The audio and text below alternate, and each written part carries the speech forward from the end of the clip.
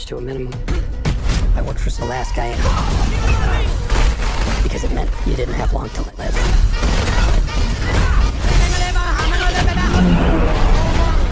Give me the goddamn kitty cat race!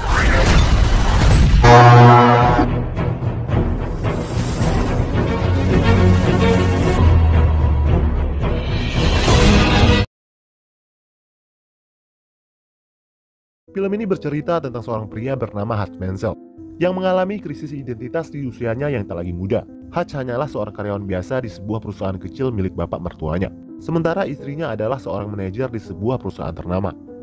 Hutch bahkan selalu dipandang sebelah mata oleh anak remajanya yang bernama Black. Black menganggap ayahnya adalah seseorang yang lemah, tidak berwibawa dan tidak memiliki ambisi dalam hidup. Suatu malam rumah mereka dibobol oleh sepasang perampok amatir. Hutch mencoba melawan mereka dengan menggunakan tongkat bola golf. Tapi itu tidak cukup karena perampok itu menggunakan pistol. Lalu Hutch membiarkan perampok itu mengambil apapun yang mereka mau. Dia sempat melihat tato di pergelangan tangan perampok itu.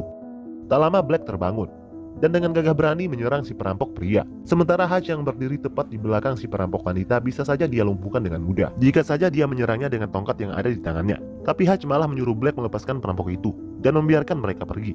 Akibatnya perampok pria itu menonjok mata kiri Black. Black semakin kecewa dengan ayahnya karena membiarkan perampok itu lolos. Tak lama polisi pun datang. Salah satu polisi itu mengatakan kalau Hutch sudah melakukan hal yang seharusnya dilakukan demi untuk menghindari hal yang tidak diinginkan terjadi. Sementara salah satu polisi justru terkesan seperti meremehkannya karena Hutch tidak melakukan apa-apa ketika keluarganya dalam keadaan terancam. Karena kejadian malam itu Hutch merasa semakin diremehkan oleh keluarganya sendiri. Pagi itu Black memiliki tugas sekolah tentang veteran perang. Karena itu dia ingin mewawancarai ayahnya. Namun di saat perang, Hutch bukanlah seorang prajurit yang ikut berperang, melainkan hanyalah seorang auditor. Hal itu justru membuat Black semakin memandang ayahnya sebelah mata. Tidak hanya diremehkan oleh anak istri, Hutch juga diremehkan oleh tetangganya, yang kebetulan baru saja membeli sebuah mobil sport. Black sangat tertarik melihat mobil itu, tapi dia merasa kalau ayahnya tidak akan mampu membelikannya. Di tempat kerjanya, Charlie adik iparnya juga menyayangkan tindakan Hutch yang tidak berani melawan perampok itu. Kemudian Charlie memberinya sebuah pistol untuk berjaga-jaga. Berbeda dengan yang lain, ayah mertuanya justru setuju dengan tindakan yang dilakukan oleh menantunya itu. Di tempat lain, Hutch menghubungi adiknya yang bernama Harry Mansell melalui sebuah monitor radio. Harry sendiri adalah seorang buronan polisi karena sebuah kasus kriminal yang tidak dijelaskan. Dengan Harry, Hutch mengatakan kalau dia sengaja melepaskan pasangan putus asa yang merampok rumahnya itu. Hutch bahkan tahu jenis senjata dengan peluru kosong yang digunakan oleh perampok itu.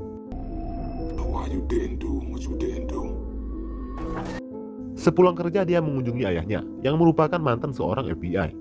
Di sana ayahnya bertanya kepada Hutch, "Apa kamu masih ingat seperti apa kita dulu? Siapakah sebenarnya mereka yang dulu?" Kita akan tahu itu semua seiring berjalannya durasi film. Saat Hutch pulang, putrinya mengeluh karena kehilangan gelang kucing miliknya yang dia taruh di tumpukan uang receh yang dicuri oleh perampok waktu itu.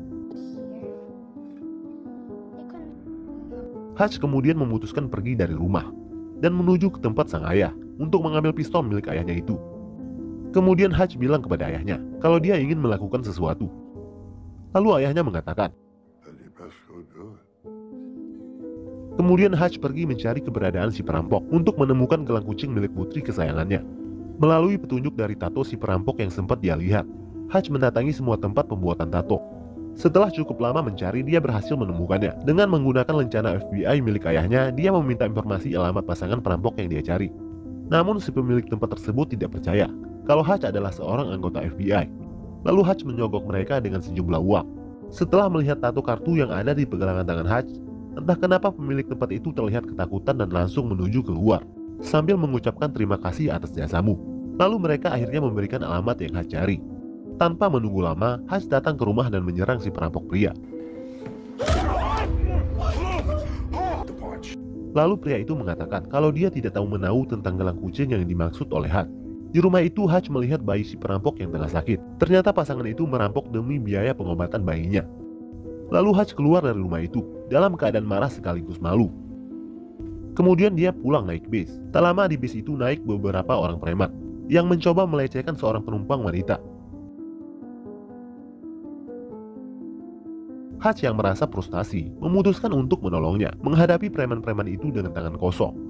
Awalnya dia diremehkan oleh preman tersebut, sampai akhirnya akibatnya mereka semua pun babak belur. Kemudian dia pulang. Becca heran melihat keadaan muka suaminya yang lebam. Di sisi lain di sebuah bar ada seorang mafia Rusia bernama Lian sedang terlibat keributan dengan sesama teman mafia Rusianya. Gara-gara tangan kanannya yang bernama Pavel diremehkan karena berkulit hitam. Akibatnya baku hantam pun terjadi. Tak lama Lian mendapat kabar kalau adiknya tengah berada di rumah sakit. Lalu dia buru-buru menuju ke rumah sakit itu. Ternyata salah satu preman yang dihajar oleh Hutch adalah adik dari Lian. Melihat adiknya tengah sekarat, Lian menjadi sangat emosi dan berniat untuk memburu Hutch. How can I find this man? Esok paginya di tempat lain, Hutch yang tadinya pemurung kini berubah menjadi pribadi yang jauh lebih bersemangat menjalani harinya. Tak lama dia mendapat telepon dari adiknya Harry, memberitahukan kalau nyawa kakaknya itu kini dalam bahaya.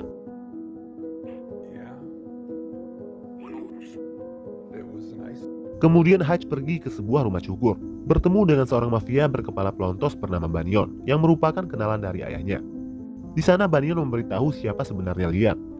Lian sendiri merupakan seorang mafia penyelundup lukisan-lukisan antik, yang merupakan salah satu anggota dari organisasi mafia Rusia tertipu bernama Obzak. Dia dipercayai mengawasi ratusan juta dolar uang selundupan milik organisasi itu. Di saat yang bersamaan, Lian berhasil melacak keberadaan David Menzel. Lalu dia memerintahkan orangnya untuk menangkap ayah Hutch itu. Pada malam harinya saat ingin makan, rumah Hutch diserang oleh Pavel dan orang-orangnya. Lalu Hutch menyembunyikan anak istrinya di ruang bawah tanah.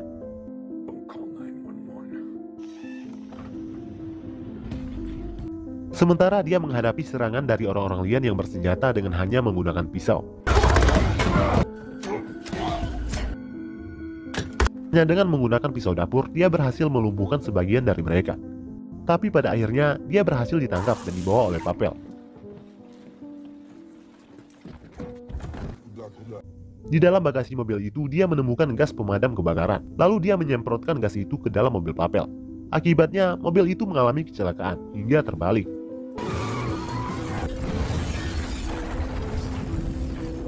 Hutch berhasil selamat, tapi Pavel dan dua rekannya tewas di tempat. Lalu dia buru-buru kembali ke rumahnya.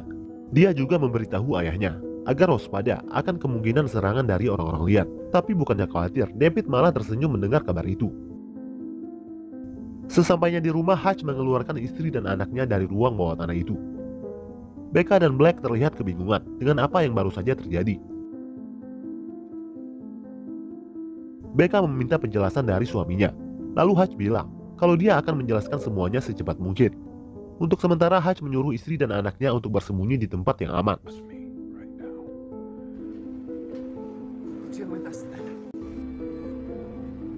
Di sisi lain, orang-orang Lian mencoba menyerang David.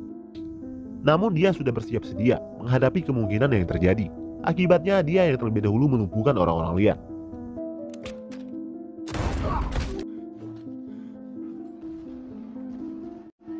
Lalu scene film berpindah. Di depan orang-orang Lian yang tengah sekarat, Hutch bercerita tentang masa lalunya. Saat masih bekerja dengan badan intelijen sebagai pembunuh bayaran, khusus untuk membunuh mafia yang kebal hukum. Suatu hari entah kenapa dia merasa kasihan dan membiarkan salah satu targetnya tetap hidup. Setahun kemudian Hutch melihat target yang seharusnya dia bunuh kini hidup bahagia, memiliki istri dan juga 3 orang anak. Dia pun menjadi iri dan juga menginginkan kehidupan yang sederhana seperti itu. Lalu dia meninggalkan profesinya dan memutuskan untuk menikah. Lalu Hutch menemukan gelang kucing milik anaknya yang hilang, yang ternyata tersembunyi di bawah sofa.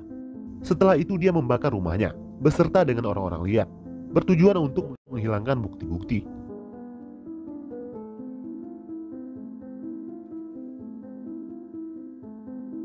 Di tempat lain, Lian menjadi semakin geram dan emosi setelah mendengar kabar kalau Pavel sudah tewas. Kemudian dia mengerahkan pasukan yang lebih banyak lagi untuk menyerang Hutch.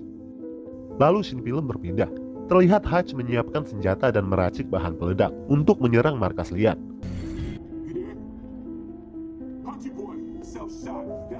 Atas bantuan dari Banyon, dia berhasil menemukan markas itu dan langsung menembaki anak buah Lian secara membabi buta.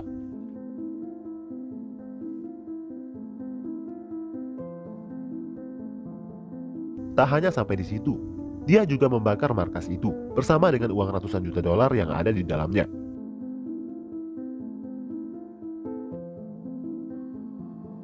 Setelah itu dia dengan berani menemui Lian di bar. Lian cukup kagum dengan keberaniannya yang dia pikir datang dengan tangan kosong. Namun Hutch tak sebodoh itu. Dia datang dengan sebuah ranjau yang siap meledakkan tempat itu jika anak buah Lian berani menyerangnya. Kemudian Hutch memberitahu Lian kalau dia sudah membakar semua uang miliknya sebagai pelajaran karena Lian telah menyerang rumahnya. All of it. My God. I'm shot! Lian tampak tidak bisa menyembunyikan amarahnya. Lenyapnya semua uang milik Obzak, tentu Lianlah yang harus bertanggung jawab karena uang tersebut berada di bawah pengawasannya.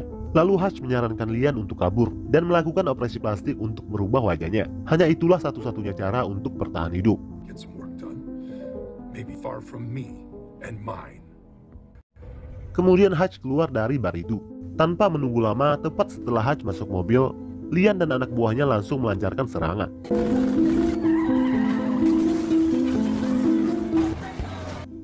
Setelah cukup lama saling serang di jalan raya, akhirnya Hutch berhasil lolos dan sampai ke kantor mertuanya, yang sebelumnya sudah dia modifikasi dengan ranjau dan perlengkapan senjata. Di sana ternyata juga ada Harry yang sudah menunggu dan langsung melepaskan tembakan. Begitu juga dengan ayahnya yang terlihat begitu bersemangat karena sudah lama tidak menggunakan senjata.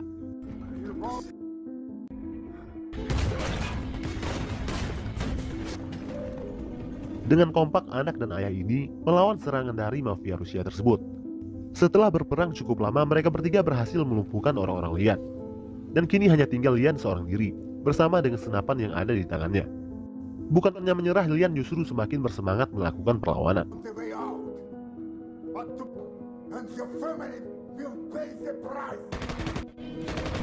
Lalu Hutch keluar dari persembunyiannya, dan secara sigap melempar peledak ke arah Lian, dan Lian pun tewas. Beruntung mereka bertiga selamat dari serangan. Hutch sangat berterima kasih kepada ayah dan adiknya. Scene film lalu berpindah. Terlihat Hutch sedang diinterogasi oleh dua orang detektif. Tak lama handphone kedua detektif itu pun berdering. Kemungkinan itu adalah telepon dari atasan mereka. Karena hanya dengan panggilan tersebut, Lian terbebas dari hukuman. Di akhir film terlihat Hutch dan istrinya sedang membeli rumah yang baru. Tak lama seseorang menelponnya. Tak dijelaskan siapa yang menelpon, tapi dari raut wajahnya dia terlihat khawatir. Lalu Hutch bertanya ke agen rumah tersebut, apakah rumah yang ingin dia beli itu memiliki ruang bawah tanah.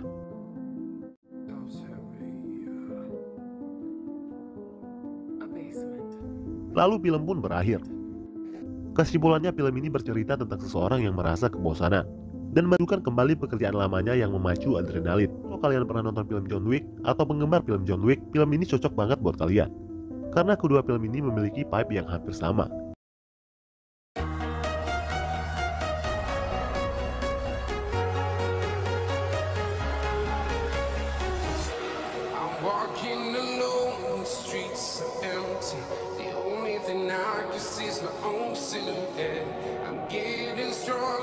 Step by step, the clock is ticking, but there's no time for me.